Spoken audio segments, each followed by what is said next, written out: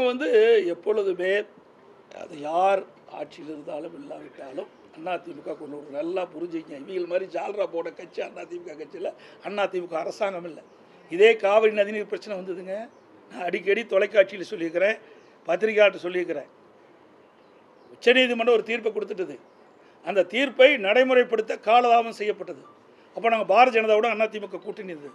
22 நாட்கள் நாடாளுமன்றம் ஒத்தி வைக்கப்பட்டது. நல்லா புரிஞ்சுங்க.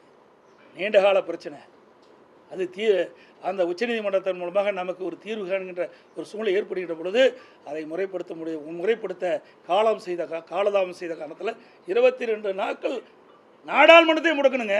ஒரு நாள் உங்களால் நாடாளுமன்றத்தை முடக்க முடிஞ்சுதா? நீட் பிரச்சனை பேசுனீங்க, போய் நாடாளுமன்றத்தில் பேச முடிஞ்சுதா?